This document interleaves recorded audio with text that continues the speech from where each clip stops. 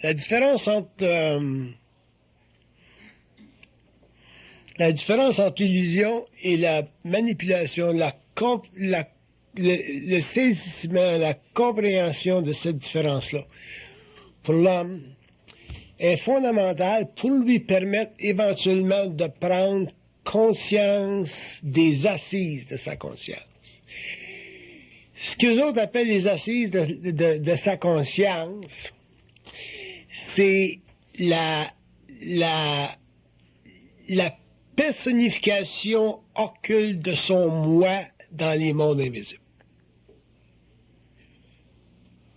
La personnification occulte, c'est-à-dire voilée, du moi de l'homme dans les mondes invisibles. Pour que l'homme puisse prendre conscience de cette personnalisation-là et éventuellement en arriver à être libre, c'est-à-dire à l'abri des assauts sur sa conscience, il faut qu'il ait une forte réalisation de la différence entre l'illusion de la pensée et la manipulation de la pensée. Si on regarde la manipulation de la pensée à partir des plans, leur façon de la décrire, cette manipulation-là, ils disent que la manipulation de l'ego à partir des plans, c'est leur manière de s'engager avec l'homme. Quand une entité mentale est engagée avec l'homme, donc quand il y a une connexion entre l'homme et les plans, la manipulation est, pour eux autres, leur façon de s'engager avec l'homme. Et ils ne peuvent pas s'engager avec l'homme dans le plaisir de la vie. Ils peuvent simplement s'engager avec l'homme dans la souffrance de la vie. Parce que si l'homme était simplement dans le plaisir de la vie, l'homme n'aurait pas besoin d'avoir conscience des plans. Parce que ses sens seraient suffisamment nourris pour continuer à vivre sa petite existence comme un animal intelligent. Mais à partir du moment où la souffrance entre dans la conscience de l'homme, c'est-à-dire à partir du moment où l'ego est mis en vibration, un animal, ça ne souffre pas, psychologiquement. Tu lui donnes un coup de pied, ça fait mal, point final. Mais ça ne souffre pas un animal parce que ça n'a pas d'ego. Tandis que l'homme, lui, souffre. Alors, à travers la souffrance, c'est à travers la souffrance dans la conscience de l'ego que l'ajusteur de pensée ou une entité quelconque, on va parler de l'ajusteur de pensée là, parce que c'est plus fondamental, c'est à travers la souffrance existentielle de l'homme que l'homme prend conscience des plans. Dans l'évolution, l'homme prenait conscience de Dieu ou prenait conscience des forces spirituelles à travers sa souffrance. Quand il n'y avait pas de souffrance, il ne prenait pas conscience de Dieu et des forces spirituelles. Il tombait simplement dans le mouvement orgiastique de son ego. On a vu l'idée? Quand tu fais l'amour à ta femme, tu ne penses pas au bon Dieu. Quand tu manges un bon steak, tu ne penses pas au bon Dieu. Mais quand ça va mal avec ta femme, quand tu perds ta job, je donne des exemples stupides, là. Quand ça va mal, là, tu penses au bon Dieu. Pourquoi? Parce que tu as besoin de l'aide. Fait que pendant l'évolution, on avait les églises, les religions, ont fourni à l'homme des outils très, très primitifs pour qu'il puisse développer un support moral. Parce que pendant l'évolution, l'homme, les églises, l'homme, les philosophes, les initiés, l'homme sur la Terre, la conscience planétaire n'avait pas la capacité d'interférer directement avec le processus occulte conscient de la conscience humaine sur la Terre. L'homme n'était pas capable d'interférer, de bloquer le travail des entités parce que l'homme n'était pas conscient des entités. Pour arrêter ton ennemi, il faut que tu saches que tu as un ennemi. Donc, pour l'homme, le monde spirituel, c'était pas son ennemi, au contraire. Alors que dans l'évolution, l'homme va réaliser que les entités, techniquement, sont en inimité contre l'homme. Pas dans un sens moral judéo-chrétien, mais dans le sens qu'à partir du moment où une entité vient en contact télépathique avec l'homme à travers ce qu'on appelle la pensée, dans un événement ou à travers un événement qui fait pas son affaire, donc qui naturellement va créer de la souffrance, il se produit chez l'homme une prise de conscience spirituelle au début, et plus tard, il se produit chez l'homme une prise de conscience mentale avancée. C'est évident que pendant l'évolution, l'homme est obligé de avoir une prise de conscience spirituelle, parce que l'homme a été formaté pour penser que Dieu existe, puis que Saint-Joseph existe, puis que la Vierge est là, puis toute la crise de gang d'autres bords sont là pour l'aider. Alors que dans l'évolution, l'homme va prendre conscience que les entités spirituelles font partie du monde astral. Ça, c'est du monde qui sont morts, qui sont rendus d'autres bords, qui ont des jobs, comme nous autres, on travaille. Puis qu'au-dessus de ça, tu as des entités cosmiques, des ajusteurs de pensée, qui ont jamais été incarnées, mais dont la job est de mettre l'homme en vibration sur le plan mental à travers ce qu'on appelle la pensée. Donc, à la fin du 20e siècle, l'homme a commencé à savoir qu'est-ce que c'est penser. C'est quoi l'origine de la pensée? C'est bien beau penser, mais tu ne peux pas penser forever comme Descartes qui pense. Je pense donc je suis. Ça va plus loin que ça. Fait qu'à la fin du 20e siècle, l'homme a commencé à comprendre que la pensée, c'est un phénomène de communication basé sur une relation vibratoire entre des êtres de lumière et un être mortel qu'on appelle l'homme. Cette relation vibratoire-là crée sur la Terre une composante existentielle qu'on appelle la conscience expérimentale. La conscience expérimentale de l'homme, c'est une conscience qui est non créative, dans le sens que l'homme est obligé de subir sur la Terre un certain karma, c'est-à-dire une planification de sa vie à partir du moment où l'âme rentre dans la matière. Fait que quand l'âme rentre dans la matière, si t'es en Afrique du Sud ou en Afrique quelque part, c'est évident que tu vas pas avoir le même karma que si ton âme rentre dans la matière ici, dans une famille de médecins.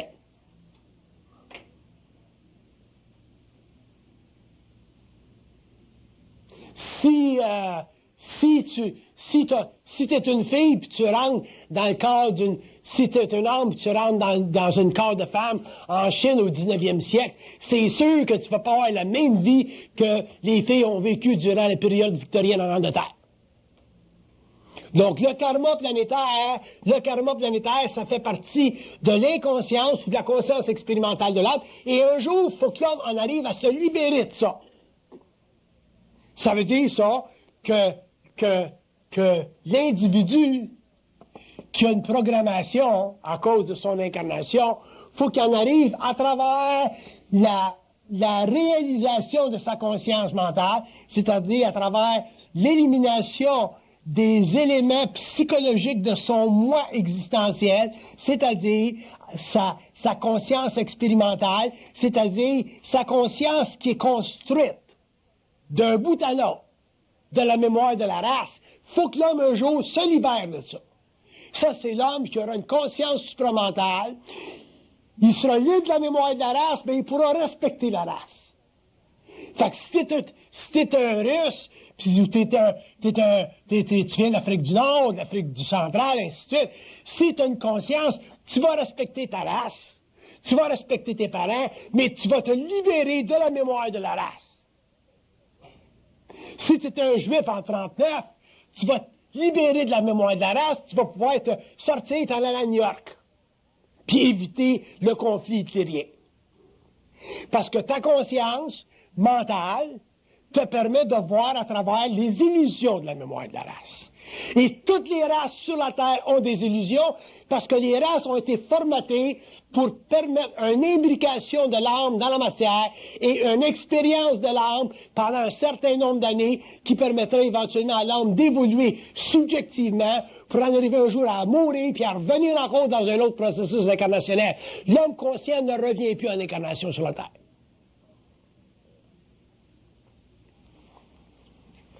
Alors, Il y a un processus d'information occulte, obscur, qui fait pas partie de la conscience de l'homme. Comme ce processus-là ne fait pas partie de la conscience de l'homme, l'homme vit sur la Terre ce que j'appelle une conscience expérimentale, c'est-à-dire une conscience qui ne comprend pas les ordres de vie supérieurs à la sienne, qui détiennent la clé à sa conscience expérientielle. Ces ordres de vie-là font partie des hiérarchies qui composent le monde astral puis le monde mental. Et l'homme, un jour, il faut qu'il en arrive à pouvoir communiquer avec cette crise de bande de monde-là. Avec ce que j'appelle des entités. Il faut que l'homme en arrive à pouvoir communiquer avec les entités dans le monde mental, dans le monde astral, si c'est nécessaire. Pourquoi?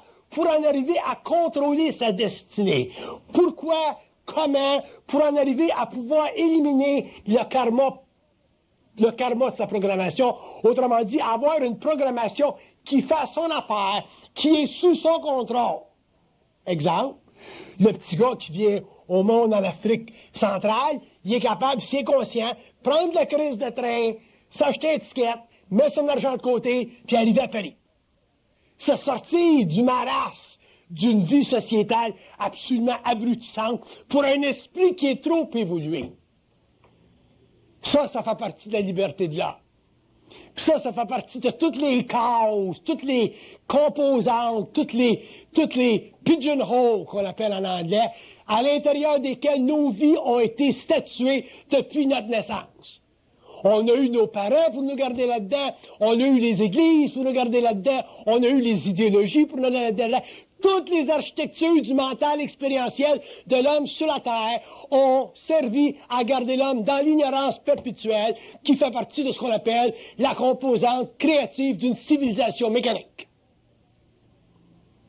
Donc, on a accepté ces composantes-là parce qu'on était inconscient, on a accepté ces composantes-là parce qu'elles ont été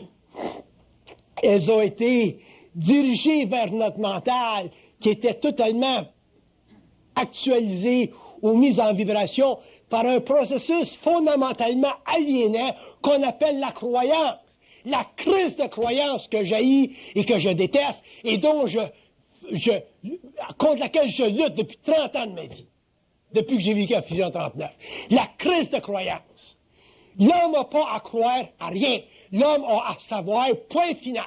Quand l'homme va arrêter de croire, il va commencer à savoir et il va perdre ce que lui disait après-midi, sa naïveté, qui est une forme d'ignorance, qui est une forme de fracture dans son intelligence et qui l'empêche en tant qu'être de finalement composer intelligemment avec des êtres qui font partie de sa multidimensionnalité. Son moi cosmique, ou appelez ça comme vous voulez. Pour moi, son moi, c'est un moi cosmique, tant que c'est pas intégré, cette affaire-là.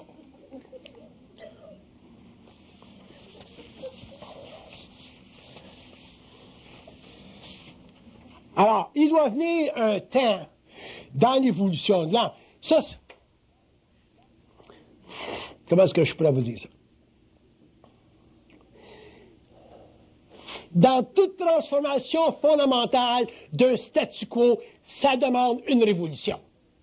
Une révolution, c'est une transformation profonde, soit d'un âme collective, qu'on appelle les révolutions politiques, comme on a eu en Russie, comme on a eu en France, ou une transformation profonde de l'âme individuelle, qu'on appelle une initiation sur la Terre. Moi, j'appelle ça une initiation.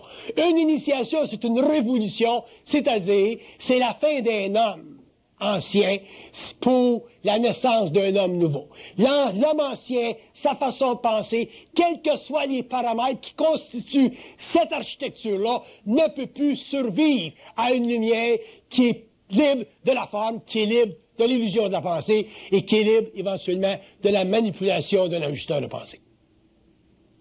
Ça, c'est l'évolution. Puis si vous pensez que l'évolution de l'homme va venir sans prix, vous avez fait la même erreur que ceux qui ont pensé qu'une révolution politique, ça vient sans prix. Les gens qui ont fait des révolutions politiques en France, les scientifiques qui ont fait des révolutions en sciences, Copernic, et ainsi de suite, les gens qui ont transformé les abus de pouvoir anciens pour techniquement avec l'espoir d'arriver à des états de liberté plus avancés, ont payé le prix. Les civilisations ont payé le prix. Les humanités ont payé le prix. Les sociétés ont payé le prix. Puis sur le plan individuel, l'homme paiera le prix pour être libre. Ce prix-là, c'est une initiation. La seule différence, c'est que cette initiation-là, au lieu d'être instituée puis imposée par des consciences expérimentales totalement violées par les lois occultes de l'évolution, cette liberté-là, cette nouvelle conscience-là sera appliquée en relation avec son ajusteur de pensée. Donc, c'est ton ajusteur de pensée qui va mettre l'homme en initiation à partir du moment où l'homme va prendre conscience de l'ajusteur de pensée, parce que, à partir du moment où l'homme va prendre conscience de l'ajusteur de pensée, l'homme va prendre conscience de la profondeur écœurante de son ignorance planétaire. Puis, l'ego, c'est-à-dire les architectures inférieures du mental humain qui font partie, qui sont connexes à la mémoire de la race, l'ego n'aime pas prendre conscience de son ignorance. L'ego, il aime ça penser qu'il est smart. Va pas dire à un curé qui est ignorant dans sa religion, parce que lui, en tant que curé, il veut penser qu'il est prêt à rentrer au ciel, que le bon Dieu va le recevoir, mais qu'il passe aux portes de la mort. Son ignorance, elle fait partie de son karma planétaire et elle sert évolutivement à créer un support moral pour des millions et des millions d'autres ignorants. Mais si on regarde l'évolution de l'âme, si on regarde la transformation de l'âme, si on regarde l'initiation solaire de l'âme, si on parle de l'homme nouveau, de l'homme neuf, si on parle de l'homme qui éventuellement va pouvoir finalement, par télépathie, faire un raccord entre son mental et le plan mental supérieur, faire un raccord entre les énergies de son âme et les énergies de son esprit, ça va nécessiter que l'homme, un jour, comprenne les lois occultes, donc voilées, donc inédites de sa conscience planétaire et cosmique. Donc, la souffrance, ça vient de là. C'est évident que personne ne veut souffrir. On ne veut pas souffrir. Il y en a assez de souffrance, mais il y a toujours de la souffrance quand tu prends conscience de ta propre lumière pour la simple raison que tu es obligé de t'alourdir d'un fardeau qui, pendant l'évolution, a servi ta fausse personnalité. Fait que toute le bullshit qui compose nos consciences personnelles, qu'on soit russe, qu'on soit allemand, qu'on soit, je ne sais pas, moi, français, iranien, irlandais, toutes ces illusions-là, ça fait partie de la conscience expérimentale de l'homme, ça fait partie de la conscience karmique des peuples, et l'homme, en tant qu'individu, il est imbriqué dans ces illusions-là. Ça, j'appelle ça l'évolution. Puis l'évolution, c'est quand l'homme se sort de cet imbriquement-là, que l'homme commence à manifester, vivre sa conscience seule, et que l'homme commence à créer ses propres architectures, au lieu d'avoir des architectures créées par des Marx, des Karl Marx, des Lénine, des Hitler, des papes, des Innocents III, puis toute une crise de gang de mouk-mouk qui faisait partie de l'évolution et qui ont servi le pouvoir astral sur la Terre. Fait que faites-moi pas chier avec vos religions, faites-moi pas chier avec vos systèmes philosophiques, faites-moi pas chier avec la mémoire de la race. La mémoire de la race, de n'importe quelle race, même les grandes races, la mémoire de la race fait partie du karma planétaire de l'homme. C'est les structures, ce sont les vaisseaux à l'intérieur desquels les hommes ont expérimenté l'ignorance pour l'évolution spirituelle de l'ego sur la Terre. C'est clair et net. Il y a du monde qui disent, allez-vous écrire sur l'Internet, allez-vous écrire dans comment ça s'appelle ça là? Dans le site. Je ne sais pas si je vais écrire. Peut-être que je vais écrire qu'une fois. Peut-être que je vais écrire 1000 fois. Mais une chose que je peux vous dire, je suis fatigué, je ne veux pas travailler, puis je ne vais pas recommencer ce que j'ai fait depuis 30 ans. Surtout quand je sais que c'est pas par l'écriture, puis par la lecture, puis par la philosophie des mots que l'homme va comprendre ce que je veux dire. C'est par la transformation profonde de son moi, quand lui est dans la merde, puis qui sait qu'il y a un initié quelque part dans le monde, qui a finalement amené les clés de la conscience mentale, le mystère de la conscience, le mystère de la pensée, pour que l'homme finalement se décrotte les oreilles seul.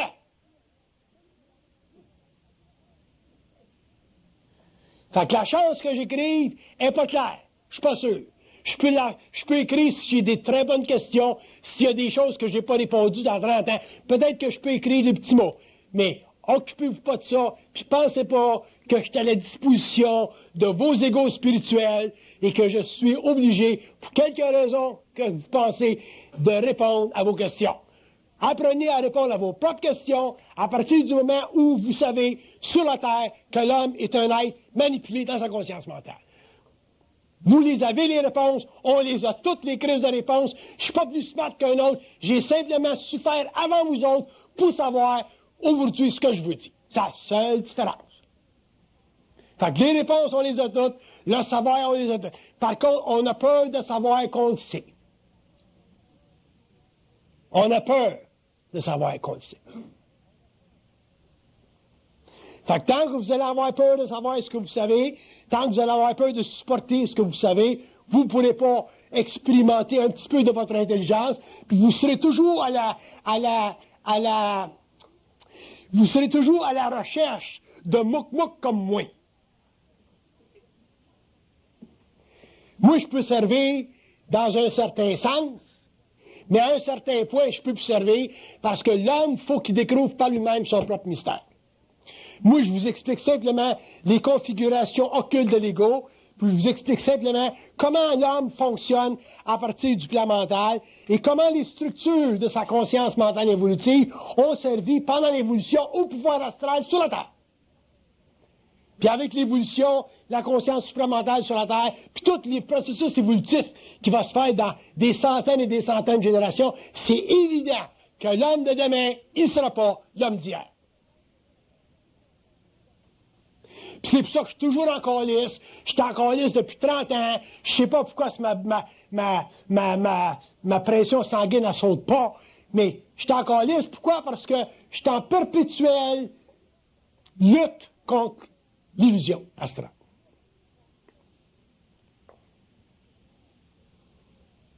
Fait que je peux pas, surtout quand je suis avec vous autres, là, puis je travaille, et ainsi de suite, là, j'ai 2 heures, 3 heures, 4 heures pour vous donner un petit peu l'idée de ce que je veux dire. Je peux pas arriver à vous autres, là, avec des grands thèmes philosophiques, là, puis être suave. C'est pour ça que une des raisons pourquoi est-ce que je suis venu au monde dans la province de Québec, c'est pour être né dans un pays où il y a assez de violence dans le mental pour faire éclater la femme comme dans aucun crise de pays au monde. Vous vous rappelez Charlevoix, quand il était là en France, Charlevoix, le chanteur, là, comment ça s'appelle Charlevoix?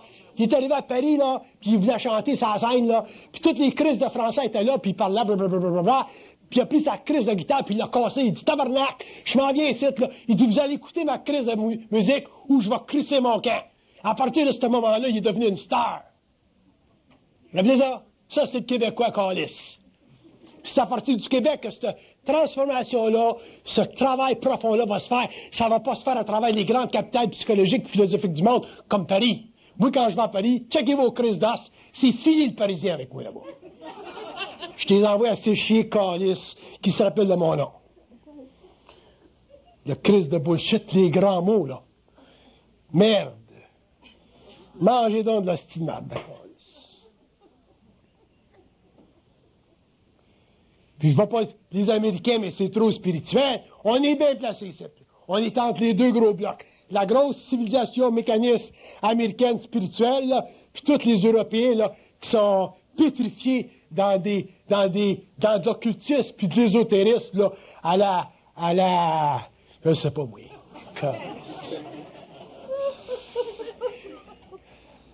Le gars, le Rose Croix qui vient me voir et qui me dit, M. Bernard, il dit, j'ai 72 ans, ça fait depuis que je suis jeune que je cherche la vérité. Mais j'ai dit, tabarnak, il est temps que t'arrêtes, là, calice. Il pleurait, là, des grandes larmes, là. Oh, petite calice.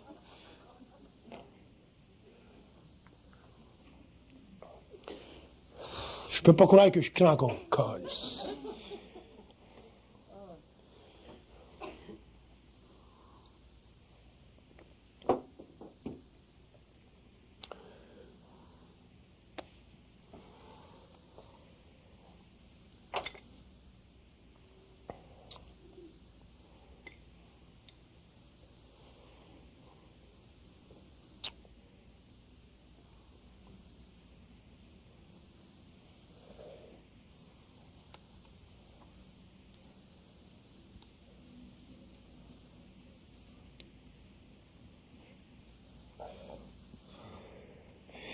Ils disent que dans la prise de conscience de l'illusion de la pensée puis de la manipulation du mental à partir des entités, l'homme va être obligé de prendre conscience de sa centricité. Centricité, c'est pas égocentricité. Centricité, ça veut dire que toute part de toi, il n'y a rien qui rentre. Quand tu es centrique, tu es ton propre soleil, toute part de toi, mais il n'y a rien qui rentre. Tu n'es plus influençable. Quand tu n'es plus influençable, tu te fais plus chier.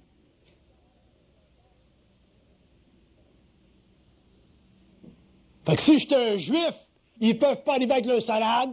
Si j'étais un russe, ils peuvent pas arriver avec le socialiste. Si j'étais un chinois, ils peuvent pas arriver avec d'autres choses. Puis si j'étais en Amérique du Sud, ils peuvent pas arriver avec d'autres choses. Je suis centrique. C'est ça la conscience. Supramentale. Mais je respecte Karl Marx, puis je respecte ci, puis je respecte le pape, puis je respecte Jésus. Je respecte toutes les femmes. Parce que les femmes me servent pas. Fait que je les respecte parce qu'ils servent aux autres. Ça fait partie du respect que tu as pour les autres. Quand tu es conscient puis tu es centré, que tu respectes les autres. Je respecte ma mère. Si elle dit, viens-tu à l'église avec moi, j'y vais. Puis si ça lui fait plaisir que je me mette à genoux, puis je fasse mon petit signe de croix, moi le faire. Pour elle. Je veux pas y faire de la peine. Je veux pas qu'elle pense que son fils, il est athée.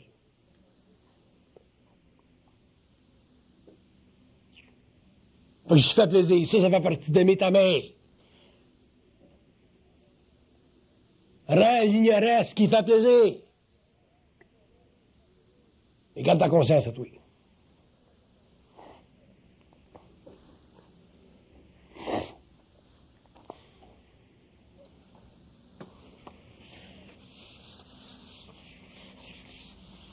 Ma fille, elle me dit un jour, elle dit, paraît que t'es écrit un livre. J'ai dit, oublie ça, c'est de la cochonnerie.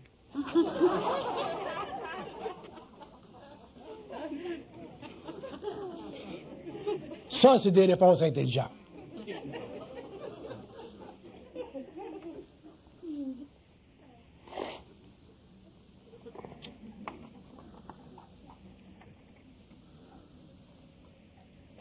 Puis ils disent que dans l'expérience extrême de la polarité, quand tu réalises l'illusion de la pensée et la manipulation dans l'expérience extrême de la polarité, l'homme finalement va découvrir qu'est-ce que c'est ce qu'on appelait dans le temps notre moi supérieur.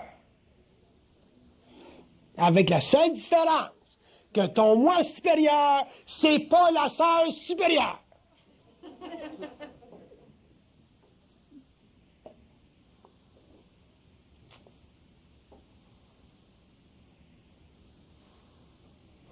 Parce que si vous ne réalisez pas ça, ou c'est avec le temps que vous allez réaliser ça, vous allez devenir des êtres spirituels. Vous allez être spiritualisés, là, vous allez flotter, là, jusqu'au jour où vous allez tomber real hard. Autant vous avez aimé la spiritualité pendant l'évolution, autant vous avez lu ça, autant vous vous êtes gargorisé de ça, autant demain vous allez vomir sur ça. Rappelez-vous mes mots. 1900, quand l'année qu'on est, 2000. Rappelez-vous mes mots, que autant vous avez bavé dans la spiritualité, vous avez trouvé ça merveilleux, poétique, vous allez vomir ça. Pas parce que c'est pas beau, mais parce que ça vous sert plus. Ça sert les autres. Jusqu'à temps que les autres arrivent à ce stage-là. C'est comme ça que l'évolution de la conscience supramentale va se faire sur la Terre, de un homme à un homme, à un homme, à un homme. Ça passera jamais par une conscience collective.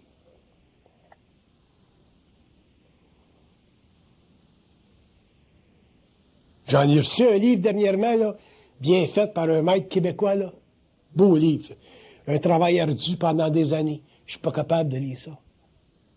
Je peux pas lire ça. Il voulait que je fasse des commentaires dessus. Je peux pas y faire des commentaires parce que si je fais des commentaires, ça va créer des chocs. Puis le livre est important pour ceux avec lesquels il travaille. Faut respecter la hiérarchie des femmes. Faut respecter les hommes. Il faut respecter la conscience des âmes. Occupez-vous seulement de la vôtre.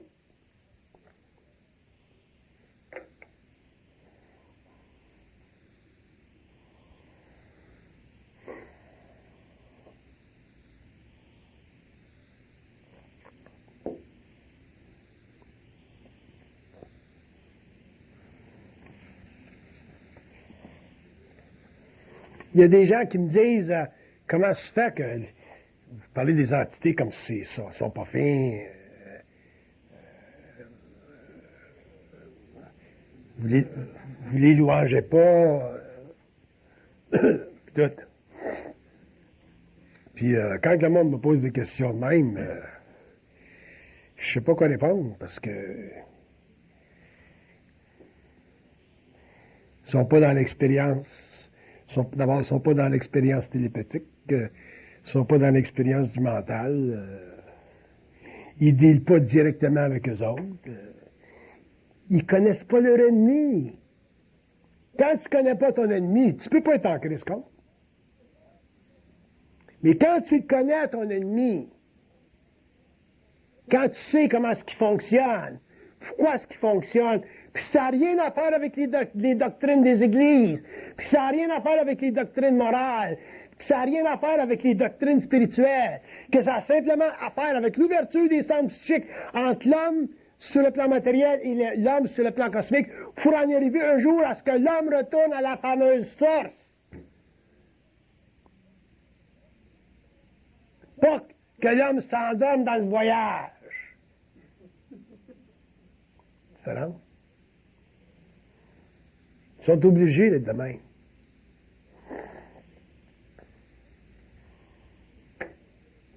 C'est pour ça que les religions, malgré toutes leurs fonctions inévitablement nécessaires pour le développement des civilisations, les religions ont chanté, ont arrêté la croissance de l'homme. La croissance du mental de l'homme, la croissance de la conscience de l'homme.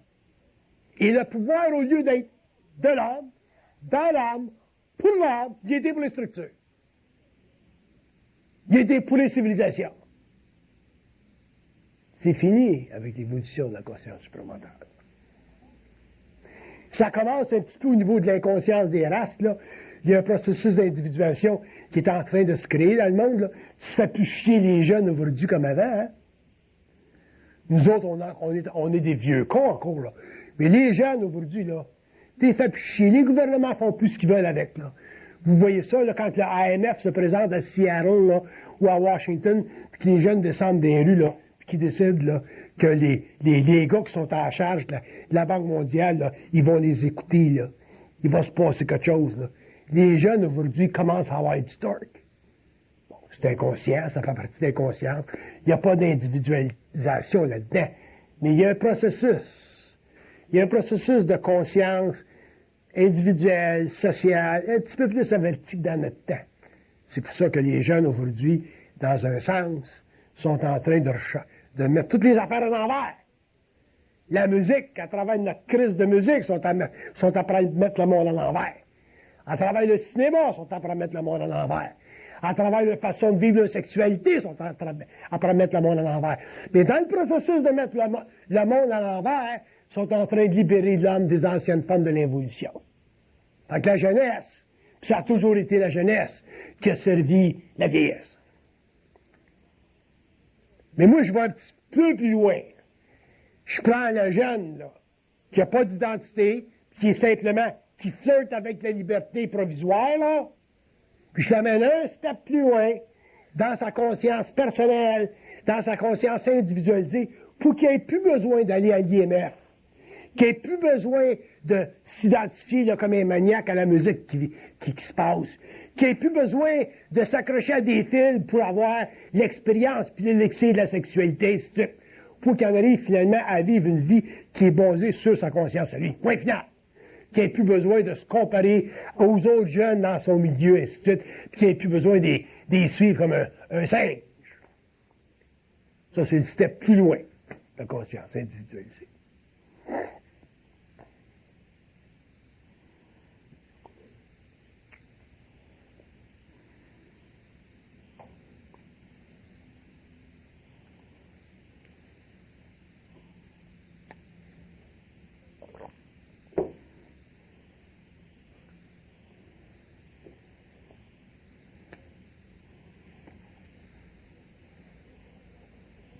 Ils disent que l'homme doit prendre conscience de la polarité de son mental. La polarité de son mental, ça veut dire que dans son mental, il y a deux aspects. Un aspect qui est préscient, c'est nous autres. Un aspect qui est scient, c'est nous autres. Les deux, ensemble, forment ce qu'on appelle la conscience créative. L'aspect qui est préscient, c'est très, très difficile pour l'ego de l'absorber intégralement parce que l'homme n'a pas une vue d'ensemble de son expérience.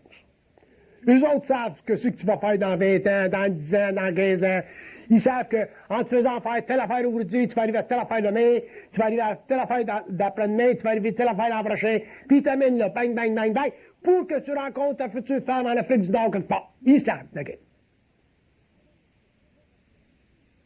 Nous autres, on ne le sait pas. Mais à partir du moment où l'homme commence à vivre en contact avec sa préscience, il commence à développer une conscience vibratoire. À ce moment-là, dans son processus de vie, puis dans son acheminement, si vous voulez, à travers la vie, il en arrive finalement à contrôler sa destinée, c'est-à-dire à ne plus s'ouvrir psychologiquement, subjectivement, des aspects contrôlés de sa programmation. Il comprend pourquoi il a fini en Afrique du Nord. Il comprend pourquoi telle affaire est arrivée. Il comprend pourquoi telle affaire est arrivée. Parce qu'il y a une conscience vibratoire ou, encore plus, il y a un contact télépathique avec le plan mental. C'est ça le résultat de la conscience. C'est ça la conscience supramentale. Pour nous autres, c'est pour des égos existentiels, philosophiques, réflectifs, c'est difficile d'assumer un nouveau rôle dans la composition mentale de notre moi.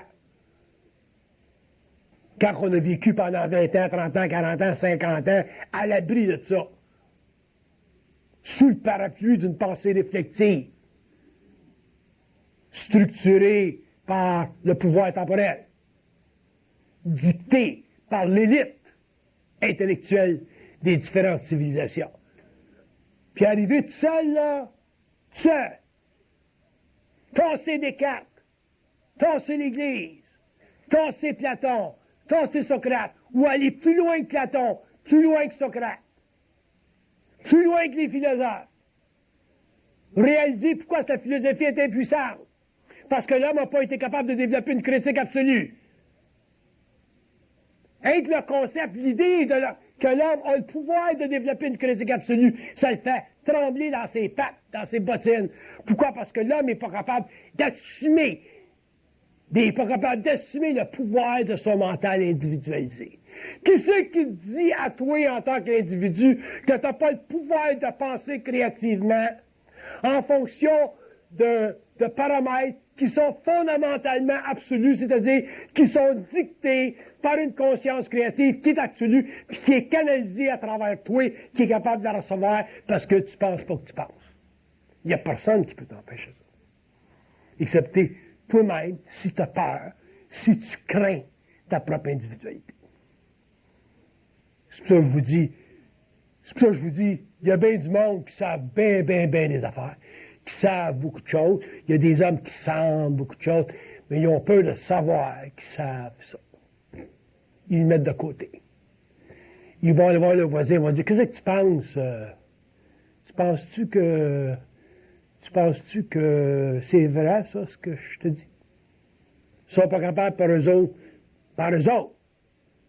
de vivre sans le questionnement qui nécessite la vérification ou la validité à partir d'un autre ego. Tant que vous aurez besoin de quelqu'un pour vous dire oui, c'est vrai ce que tu dis ou ce que tu penses, vous ne serez pas dans votre conscience créatrice. Vous n'aurez pas de centricité. Vous serez simplement un membre encore affaibli d'une humanité évolutive.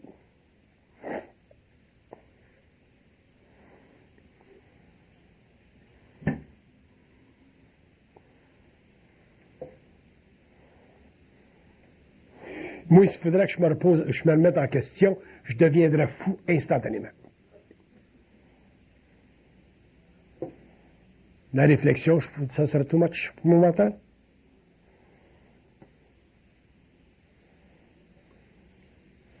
Quand l'homme va arrêter de se remettre en question, l'homme va commencer à prendre conscience jusqu'à quel point il est intelligent. Demandez pas demandez pas au pouvoir temporel de vous discerner la panne de l'intelligence. Ils veulent la garder, la panne d'intelligence. Parce que le pouvoir temporel aime à contrôler la conscience collective. C'est l'histoire des grandes idéologies, des grandes philosophies, des grandes moqueries de l'homme qu'on appelle les religions.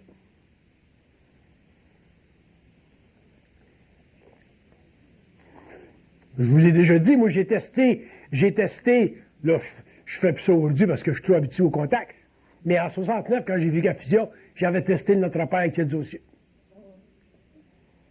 J'ai dit, tu vas m'expliquer ça, Christ, le Notre Père qui est aux cieux. Fait que j'ai dit, il dit, dis la prière. Là, je m'en rappellerai plus tout, là. Il dit, dis la prière. Fait que je commence. Notre Père qui est aux cieux, il dit, ah, je cite. Que votre nom soit sanctifié. Il dit, je suis dans la lumière. Que votre nom soit sanctifié. Tu comprends? Que votre règne arrive. Il dit, quand tu me comprendras. Puis il est allé de même, là. Jusqu'à la fin. Puis quand je suis arrivé à Amen, il dit, c'est assez. Fait qu'ils ont tout transformé l'illusion de la pensée en conscience créatrice, puis j'ai finalement compris l'illusion de prière. Fait qu'il dit, la prochaine fois, parle-moi le nom du monde. Fait qu'imagine-toi si on était piégés pendant des siècles, puis des siècles. Fait que demande-toi pas pourquoi est-ce qu'aujourd'hui, on est plus évolué en science qu'en intelligence. Puis qu'on est capable, avec des sciences très, très avancées, de mettre des planètes à feu comme on a fait. Parce que de la science, sans conscience, ça vaut pas de la merde.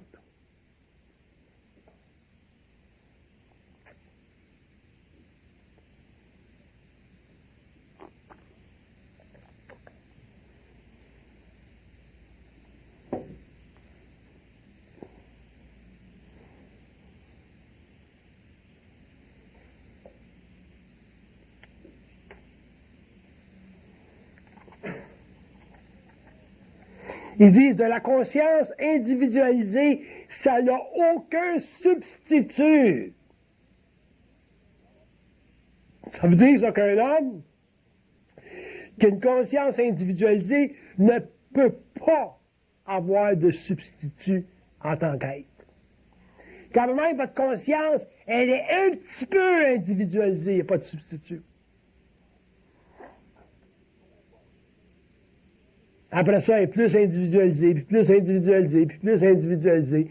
Donc, un homme qui a une conscience totalement individualisée, il n'y a plus de substitut. Ça, c'est une conscience intégrale, c'est une conscience intégrée.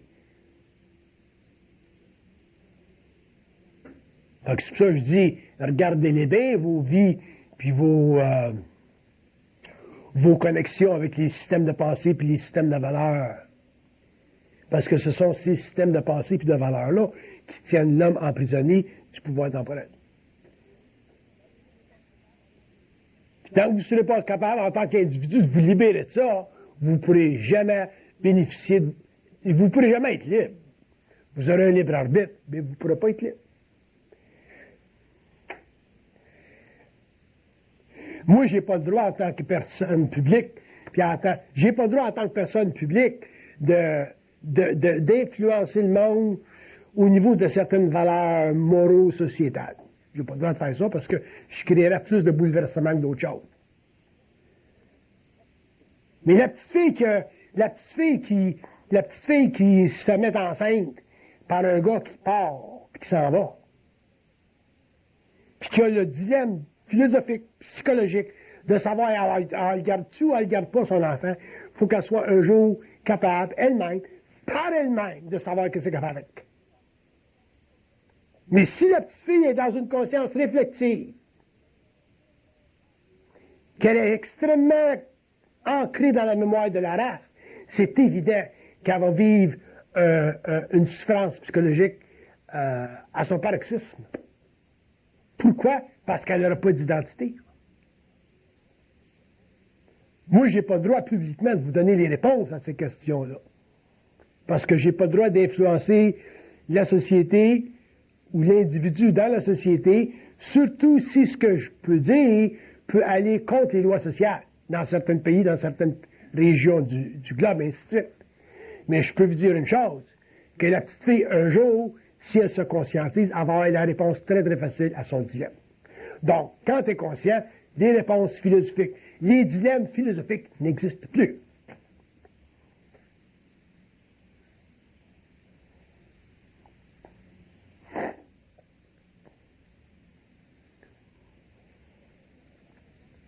Quand tu penses simplement qu'en Irlande, ça fait quoi, 2 ans, là, que la femme en Irlande a le droit de se divorcer. Il y a toujours bien un Christ de bout.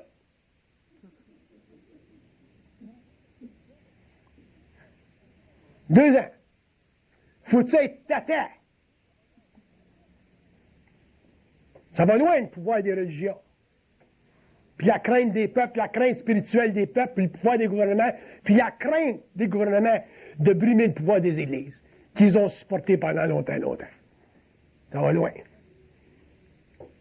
Fait que même tous ces filles-là qui sont pognées avec des cons qui passent le crise de temps d'un pub à boire de la bière, puis qui sont pas capables d'écrisser là parce qu'il y a des structures autour qui les empêchent de faire.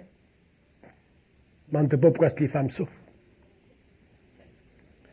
Puis dans chaque pays, il y a des structures, il y a des architectures comme ça qui empêchent l'homme d'être libre. C'est pour ça que l'homme deviendra libre quand il sera capable de se prendre en main lui-même. Mais tant que vous entendrez que ce soit les églises ou le pouvoir temporel sur la terre, que vous soyez de n'importe quelle crise de pays, vous prenez en main, vous serez fait à l'as. Vous ne ferez jamais partie de l'évolution et ce sera absolument non nécessaire pour vous autres de comprendre le culte du mental. D'ailleurs, vous ne serez pas capable.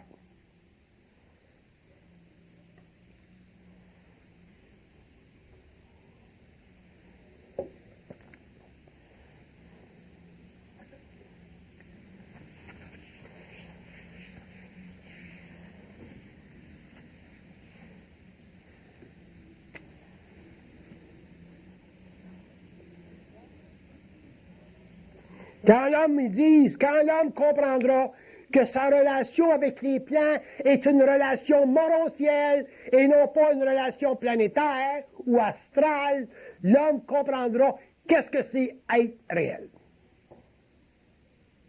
Il comprendra qu'est-ce que c'est la genèse du réel. Pas la genèse de la vérité, du réel. Les lois occultes de la vie que l'homme n'a jamais compris parce que jamais le temps n'était pas venu pour qu'elle comprenne.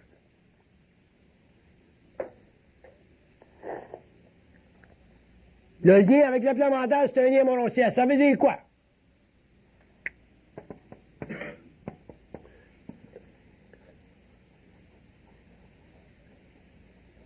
Ça veut dire que, premièrement, dans sa qualité substantive, le lien est toujours créatif. Ça veut dire, ça, techniquement, que quel que soit ce qu'ils font vivre à l'homme, ils ont toujours raison, les enfants de chienne.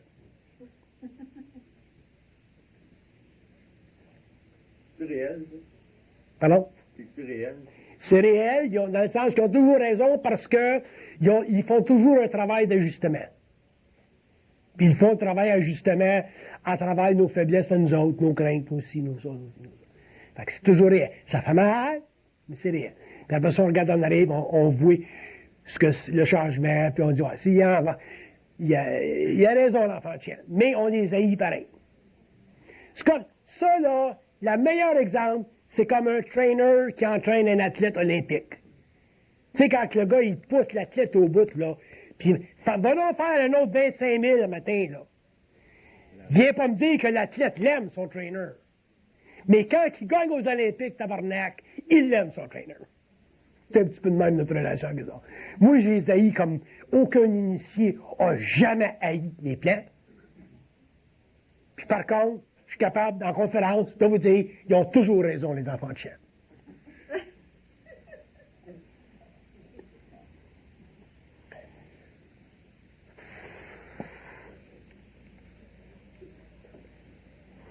Puis une relation morontielle, c'est une relation où l'homme, finalement, prend conscience que dans son expérience, il n'y a aucune perte d'énergie. Dans une relation astrale, oui.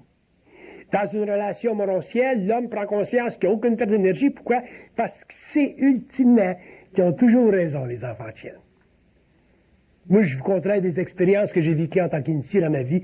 Vous diriez, il y a pas un Christ de bout. Puis je vous dirais qu'il avait toujours raison.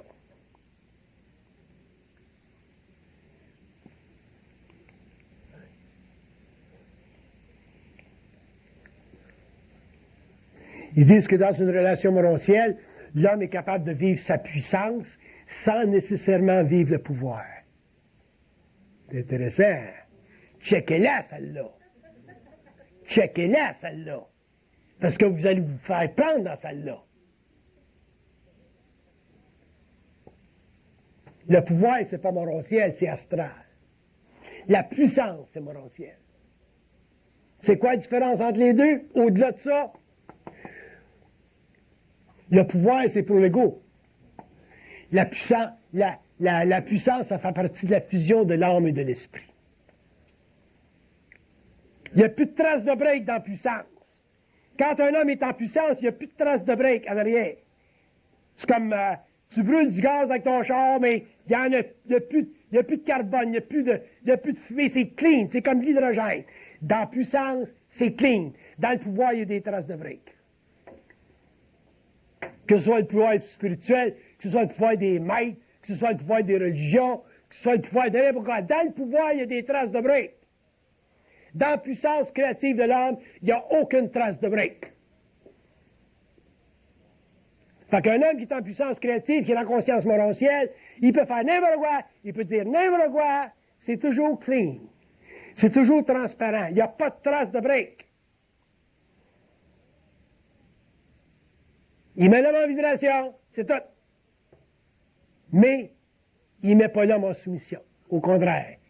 Christ ton camp, va-t'en, va-t'en, va-t'en, va-t'en, va-t'en. Alors que pendant l'évolution, le pouvoir est astral, puis c'était viens-t'en, viens-t'en, viens-t'en, viens-t'en. C'est pour ça qu'il y a eu des régions, qu'il y a eu des cultes. Moi, je ne peux même pas penser au culte, je tombe en vibration tout de suite. Vous vous rappelez Waco au Texas, hein? Ils l'ont fait sauter, cette calice-là. Ils ont bien fait. Ah, cette petite calice. Garder les enfants ça prend-tu des calices d'astral.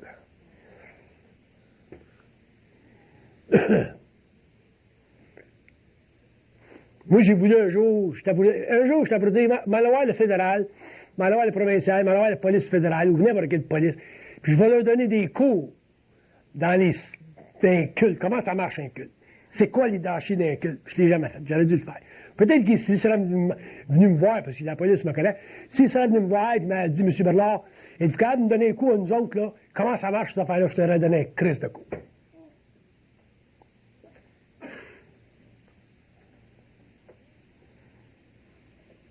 Les maîtres, les gourous, toute cette Christ de gang-là, là. Ah, tabarnak. Puis il y en a pas mal au Québec, hein? En tout cas, ça, je ne veux pas parler de ça ce soir parce que je vais venir. La veille va se lever tout seul.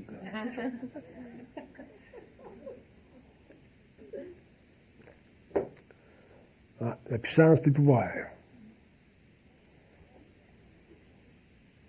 Mais je pense que je suis assez parlé dans mes cassettes au cours des années de ça. Je pense que le monde sont un petit peu au parfum. Là. Hein? Bernard, la puissance, elle dérange. Elle dérange tout le temps. Elle dérange tout le temps parce que... Pourquoi est-ce qu'elle dérange? Parce qu'elle met toutes les formes en vibration. Parce que le pouvoir, il peut faire ton affaire. Quoi que c'est si dangereux, le pouvoir, il fait ton affaire. Fait que les hommes qui ont utilisé le pouvoir, que ce soit dans les religions, dans les idéologies, regarde Hitler, regarde Marx, Staline, ça fait de l'affaire. Le pouvoir fait l'affaire à l'ego. La puissance, au contraire, ça ne fait jamais l'affaire. Pourquoi? Ça ne fait pas l'affaire. Parce que la puissance est vibratoire. Parce que le pouvoir est psychologique. Le pouvoir séduit. Regarde la séduction, ça c'est intéressant. C'est quoi de la séduction? Ils disent que la séduction, c'est la capacité... Voyons, je recommence.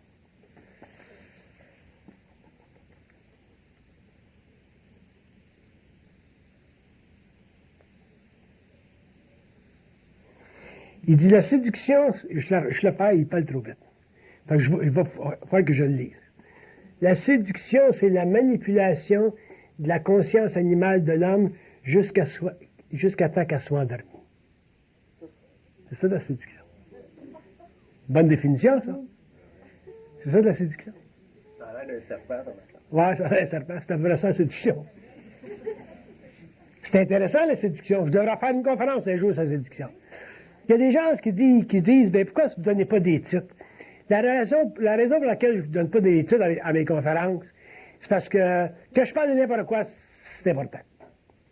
Tandis que si je donne des titres, là, le monde va dire ben, je vais aller à celle-là, je n'irai pas à celle-là. Ils sont tout importants. Mais peut-être qu'un jour, je vais en redonner des titres. Parce que là, il y a des concepts de séduction, pour en nommer un, qui a bien du matériel là-dedans. J'aimerais ça faire de la voyance là-dedans.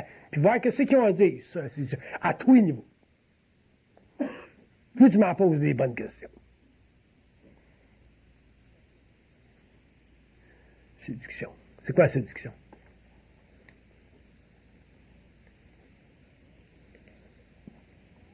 Ils disent que la séduction, c'est une manipulation astrale qu'on ne peut pas opposer. C'est dangereux. Ils ne sont pas capables de s'opposer à ça. Moi, si vous essayez de me séduire, vous êtes fait à l'os. Je ne suis pas séduisable. Parce qu'il y a assez de présence d'esprit pour s'opposer à vous dans ma conscience mentale. Je l'avoue tout de suite, autrement dit. L'homme n'avoue pas la séduction. Puis c'est très important pour l'homme de l'avoir, la séduction. Parce qu'il dit sa façon astrale de dominer sa nature.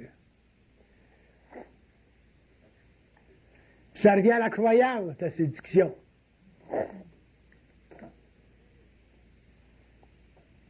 Bien intéressant, ce phénomène-là.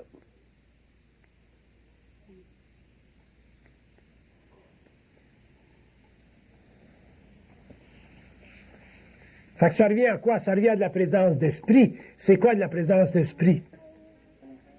S'ils disent que c'est la réalisation qu'on est toujours là derrière, à travers vos pensées qui sont colorées, puis subjectives, puis qui sont personnalisées, puis qui vous donnent l'impression que c'est vous autres qui pensez. Ils disent, on est toujours là en arrière. Puis ils disent qu'ils essayent de percer, puis percer, puis percer, puis percer, pour qu'on arrive à passer un jour du jeu au-dessus. Mais quand ils sont capables de passer du jeu au-dessus, à ce moment-là, ben, l'homme est prêt à plus penser subjectivement, il est prêt à la conscience télépathique, puis à ce moment-là, ben, il sort de sa personnalité, puis il rentre dans sa personne, puis c'est ça l'identité, puis après ça, ben, c'est un développement qui n'a plus de fin. Ouais.